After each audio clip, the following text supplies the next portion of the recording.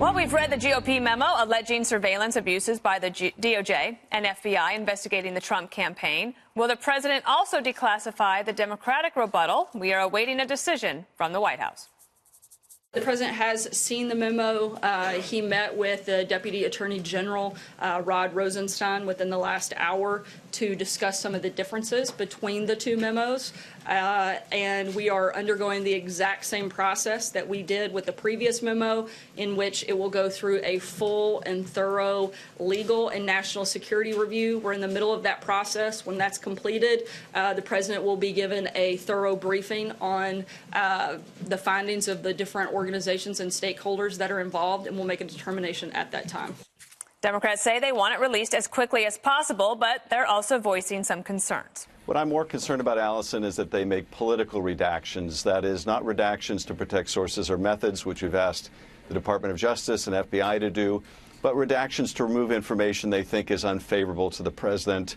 That could be a real problem, and that's our main concern at this point. Okay. But it will certainly appear that the White House is trying to stonewall again if, in fact, they make these political redactions that we fear.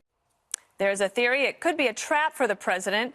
A source tells Fox News the rebuttal is filled with sensitive details intentionally to pressure the White House to either block it or significantly redact it. So I guess that is a ploy that someone could use, Kimberly, if they wanted to make a big deal out of it. Of course, right? So it's like made for TV moment. If he redacts anything, oh, the least transparent president in the country's ever seen. Adam Schiff will run to the podium. He'll probably like pull a leg muscle trying to get there in time to be like, look at this, and like show it all redacted.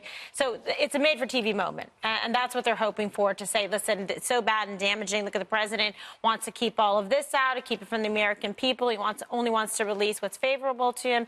He did this as an attempt to distract. That's the argument of what they'll say. So there is a little bit of, a risk in it, but you can't release one really and not release the other. The Democrats really thought, Juan, that the Republican memo was a flop. They basically said, and Judge Napolitano said, they overpromised and underdelivered. Do the Democrats risk the same? Oh, yes, if they're unable to make the case. The problem here is, and I think Kimberly actually said it should be released in the name of transparency, which was the argument last week about releasing the Devin Nunes memo. The only problem there was, of course, that there was so much classified information not attached, and so it's hard to fully gauge whether or not they're making a serious case, or it's just about discrediting the FBI, the Department of Justice, and undermining the Mueller investigation. In this case, you also have questions about classified information that's attached. And the issue for me is, once you agree to let out the Republican memo, how can you not let out the Democrats' response?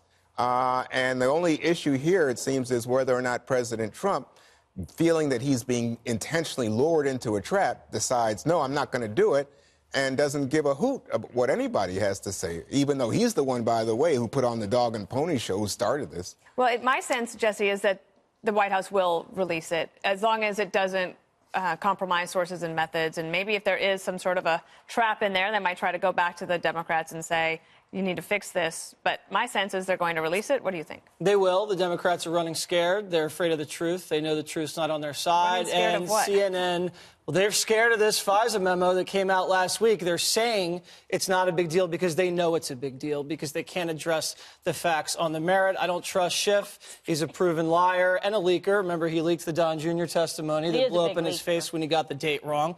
And then he said this Nunes memo was going to jeopardize national security. It was going to compromise methods, and it was going to be tampered with. All of those things were not true. So he's trying to trap the president into redacting something to make him look like an obstructor. Who knows what the president's going to do? He's going to side on the side of national security. They know they have to play games because they can't address the abuse that they undertook at their own Justice Department and FBI. Now, the real collusion is with Hillary and the Russians. She was one that paid for an agent to go to Russia. She was the one that paid for fake Russian dirt, and she was the one that paid for the wiretap on the Trump campaign.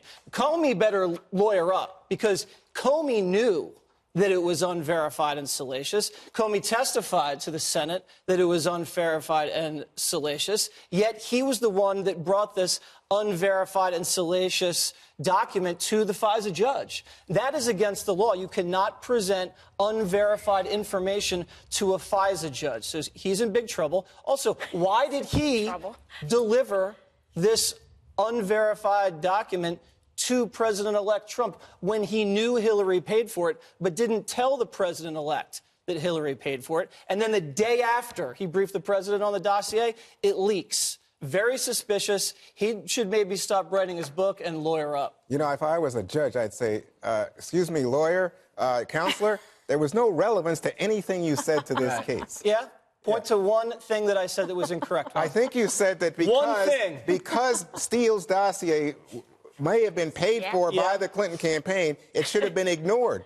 So if the information is legitimate, unverified, so real, you don't take unverified information to a FISA judge. You don't know that it's unverified. We don't know Comey said it was unverified. No, he didn't. Yes, he did. He said Hold the tape. He said he is checking. He's checking. They have not. He better lawyer up. Yeah, boy, he better lawyer up. Comey said it was unverified and salacious. And the Democrats are a bunch of criminals. Is that right? And what is on the dossier that has been verified, Juan? Because our own brain room says they couldn't corroborate anything. Oh, my God. So are you going to go against your own company on this? I'll go and against Comey? you. So you don't trust Comey and Fox News? It's me. It's me. Even Kimberly agrees. But I must say, you're out there, buddy. You are. I'm out there on the side of the truth. There. Oh, yeah, the This truth. whole hoax is imploding, and you're just trying to cover it up. Oh, for sure. I'm not sure he's helping. Right. Dana, I just think you point to anything that I said that was wrong. Fox Friends and the Kilmeade Radio Show. Good to have you here. There's a giant Donald Trump looming over your shoulder, and you're pretending like it doesn't this matter. coming from Fox. That's rich. So here we go. Are you ready? I'd like to back. Just throwing shade on water. This is who's going to help keel this show. And it's going to take a lot. Okay. I like to back the New York Times effort to release the transcripts of the petitions put in front of the FISA court, and we'll know once and for all, for the first time since this court was created in 1978, what really went on in order to win over that judge. And I had to refresh my memory on this because it's always around terror cases up until President Trump was elected. And as you know, Kimberly, the judge sits there by himself. There's no counter-argument or defense attorney. They just go, FBI says, could you take a look at this? I'd like a warrant. And there's no pushback. It's a little more difficult than that. But it to be blatant, I like a warrant. And they said, okay, well, we'll take a look at this. And you know what? Judging by everything I see here, out of 35,000 times, I'm only going to reject 12. This won't be one of the 12. So it's rubber stamped and it's put forward. So there's two things that's going to be very interesting to find out in this 10-page memo. Number one, they say they're going to put in context Andrew McCabe's statement when he came out and said we would not have gotten this FISA warrant without the dossier. They said it's taken out of context, but the quote's accurate. So I can't wait to see how they put that in context. I guess it was through laughter or something. I'm not sure. The second thing is the footnote at the bottom of the page that said it was a political organization that paid for the dossier, where it didn't say Hillary for America or Democratic National Committee or anything. We know that would have been a blatant way to say who paid for the dossier that might have changed the judge's mind. Do we know that the judges didn't ask who it was? We don't know because we don't have the transcripts, the manuscript, but we whatever you know call that it. they said That's it was why we need political. to see it. If I'm a judge, the follow-up question would be, by the way, what's the name of this organization that gave you this dossier? What does it matter? It's very similar. Juan, if you're coming at me and I'm saying, why is this guy mad at me? Well, it turns out my enemy is screaming, telling you bad things about me before I got here. That means you're dispossessed to hate me. So these people were paid. The dossier had a political motive to what they call facts. The political motive is get Hillary elected. The person that got it said, I will do whatever I can to make sure Donald Trump is not elected. There's nothing I said that was inaccurate there. So let's see the argument. Let's see the transcripts. Well, the first thing I would say to you is, one, there were FISA requests on Carter Page way before Donald Trump. 2013 for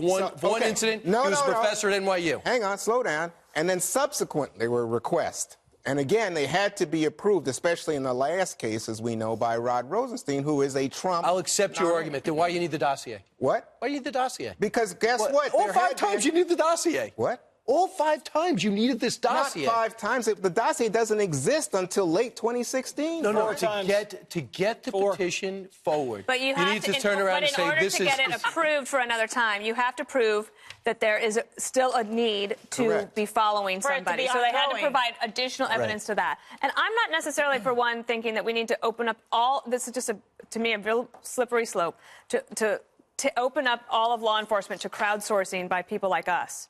Like, I'm not qualified. Well, because it undermines our ability because to it doesn't involve us. Well, if it was involved me, if I'm Carter, I'd like everything I can. I'm the most important person in the world. If I'm someone surveilling me because of a petition put in front of the FISA court, I'd like to find out the transcript. To Carter Page? Here he is from this morning. Take a look.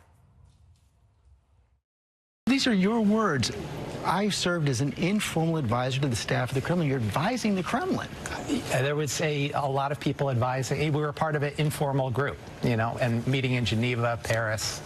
We had a meeting in the New York Stock Exchange. The first meeting was in the New York Stock Exchange. What I've seen thus far is just complete ridiculousness. You've been under surveillance from the court since October 2016. Since that time, have you ever spoken to Donald Trump? I never spoke with him since. I never spoke with him any time in my life. You've never spoken to Donald Trump in your life? Nope. No email, no text, nothing like that? Never. So there you have it, Jesse. He's never even talked to the president. But yet he threw the election for Trump. How did he get Donald Trump elected? This guy's not the sharpest knife in the drawer, but I will say this. They just released some documents from 2015 from the Justice Department that said Carter Page actually helped the FBI put away Russian spies and expose them that were infiltrating our systems in the United States. So either he's a double agent, which he's not clearly, because he's, I don't think he's that smart to play both sides. Or why would the Russians recruit him again after he helped put Russian spies away a few years ago? No one it doesn't make sense, and he's an informal, unpaid advisor to the Trump campaign. It just doesn't add up why you'd open up an investigation on this guy. It's so clear that Papadopoulos and he threw the election for Trump. Why can't you see that? It's so obvious. A guy he never talked to or texted before threw the election and stopped Hillary Clinton from being the first female president. The president doesn't text. Yeah, thank God.